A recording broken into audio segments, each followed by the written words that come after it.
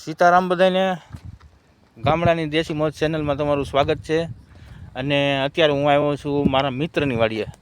મારા મિત્રનો ફોન આવ્યો હતો કે મહેશભાઈ ફ્રી હોય તો આવો, તો તમારું કામ છે, કાંઈક કામ હશે એટલે આપણે બોલાવ્યા છે। શું કામ છે એ તો કાંઈ ખબર નથી, પણ આવ્યો છું અત્યારે। એ અહીંયા હાજર નથી તો મને એમ થયું કે લાવ થોડુંક વાડી બતાવું અને બધાને વાડી બતાવીને બધું બતાવું કે કેવું છે વાડીએ કેવું નહીં। એટલે રોહિતભાઈની વાડીએ આવ્યો છું, મારા મિત્રની વાડીએ। અને એ આવે એ પહેલાં મેં કીધું થોડોક વિડીયો બનાવી અને બધાને બતાવી। તો જો રોહિતભાઈની વાડી આ મિત્રો કેવી છે એ તમને બધાને બતાવું। તો મિત્રો આ રોહિતભાઈની વાડી છે। અહીંયા છે એક મોટો ઘેઘુર વડલો રોહિતભાઈની વાડીમાં, કે આ વડલે અમે ઘણી વખત ફ્રી હોય ને ત્યારે અહીંયા નીચે બેસવાનું હોય, તડકો હોય કે એવું કાંઈ હોય ત્યારે અમે અહીંયા બધા બેઠા હોય। આ રોહિતભાઈના બધા ઓજારો પડ્યા છે, ટ્રેક્ટરના બધા ઓજારો પડ્યા છે। આ કૂવો છે, કૂવામાં અત્યારે પાણી તો નથી, ખાલી કૂવો છે। ખાલી કૂવો છે, ચોમાસામાં પાણી આવી જાય આમાં, પછી આખો શિયાળો હાલતું હોય। ઘણી વખત રોહિતભાઈ હાલતા હોય। થોડુંક તળિયે પાણી છે, સાઈડ તમને દેખાય કે ન દેખાય, થોડુંક તળિયે પાણી છે। જો આ એ વડલો છે, આ વડલાની છે એક ખાઈટ છે, ખાઈટ બાંધેલી છે, એમાં હિંચકા ખાવાના બેસવાનું। અહીંયા અમે ઘણી વખત બેઠા હોય।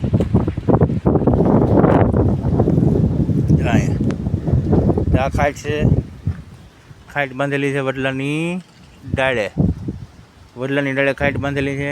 થોડીક રોહિતભાઈ મકાઈ વાવી છે, મકાઈ વાવેલી છે, લીલું કરેલું છે। જો આ મકાઈ વાવેલી છે, અને સામે વરસાદ ચાલુ થયો છે ધીમો ધીમો, ગાજે છે। જુઓ તમે જોઈ શકો છો નજારો વરસાદનો, જુઓ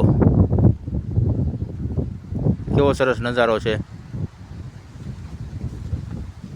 એકદમ મસ્ત નજારો થઈ ગયો છે।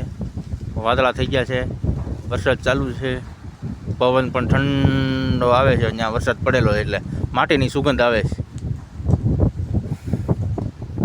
જો આ છે સનેડો, 3 વ્હીલ ટ્રેક્ટર કહેવાય, અને અહીંયા બધા સનેડો કહે આને।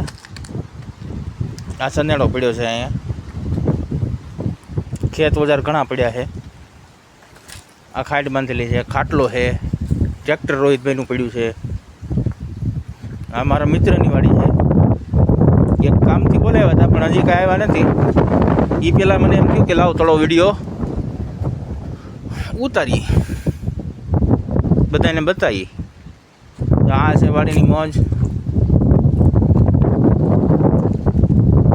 આ છે ખેતરની મોજ।